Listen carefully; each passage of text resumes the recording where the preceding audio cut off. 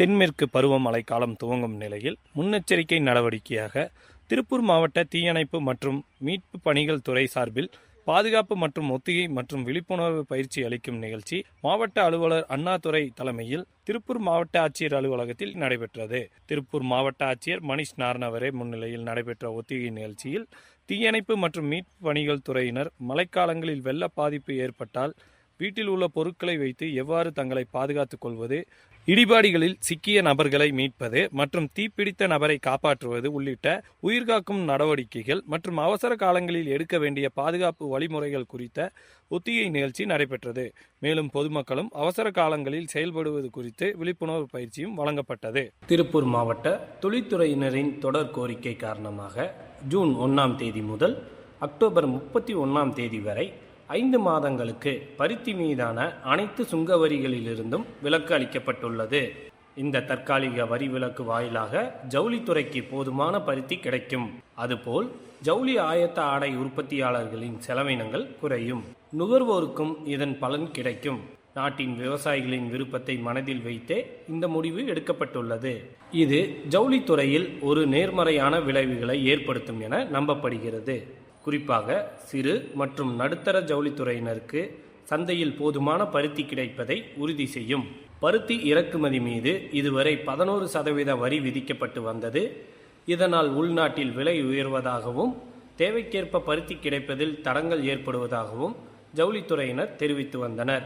இந்த நிலையில் முழு வரி விலக்கு அளிக்கப்பட்டுள்ளது. இதற்கிடையே பருத்தி, பஞ்சு இறக்குமதிக்கான வரி விலக்கால் ஜவுளி மற்றும் ஆடைத்துறைக்கு பஞ்சு தடையின்றி கிடைக்கும் என தொழில்துறையினர் இதனை வரவேற்றுள்ளனர்.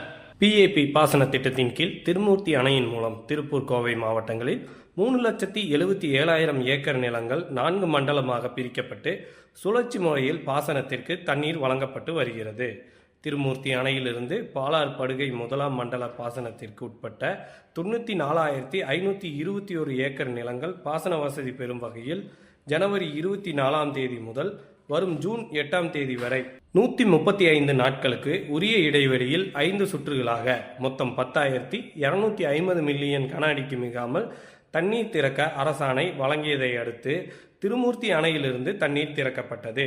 இந்நிலையில் 1ஆம் மண்டல பாசன நிலங்களுக்கு கூடுதலாக வரும் ஜூலை 15ஆம் தேதி வரை 36 நாட்களுக்கு தண்ணீர் வழங்க தமிழக அரசு உத்தரவு பிறப்பித்துள்ளது.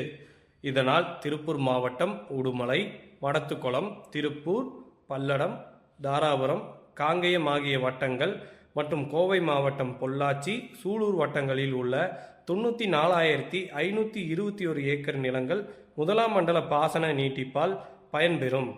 இந்திய சைக்கிளிங் சம்மேளனம், கேலோ இந்தியா, இந்திய விளையாட்டு ஆணையம், தமிழ்நாடு சைக்கிளிங் சங்கம் மற்றும் திருப்பூர் மாவட்ட சைக்கிளிங் சங்கம் ஆகியவை இணைந்து நடத்திய அஸ்மிதா சைக்கிளிங் லீக் போட்டி திருப்பூரில் சிறப்பாக நடைபெற்றது. பெண்கள் மற்றும் இளம் வீராங்கனைகளின் சைக்கிளிங் திறமைகளை ஊக்குவிக்கும் நோக்கில் நாடு முழுவதும் 100 நகரங்களில் இப்போட்டி நடத்தப்பட்டது. இதில் 16 வயதுக்குட்பட்டோர் பிரிவில் 10 கிலோமீட்டர், 18 வயதுக்குட்பட்டோர் பிரிவில் 15 கிலோமீட்டர் மற்றும் 19 வயதுக்கு மேற்பட்டோர் பிரிவில் 20 கிலோமீட்டர் என 3 பிரிவுகளில் போட்டிகள் நடைபெற்றன.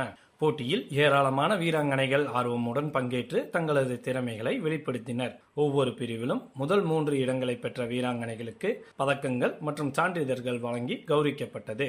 இந்நிகழ்வில் திருப்பூர் மாவட்ட சைக்கிளிங் சங்க தலைவர் தங்கராஜ் மற்றும் மாவட்ட விளையாட்டு அலுவலர் ஆகியோர் ஒருங்கிணைந்து சிறப்பாக நடத்தினர். போட்டிக்கான அனைத்து ஏற்பாடுகளும் முறையாக செய்யப்பட்டிருந்ததுடன் பங்கேற்பாளர்கள் மற்றும் பார்வையாளர்கள் நிகழ்வை உற்சாகமாக கொண்டாடினர்.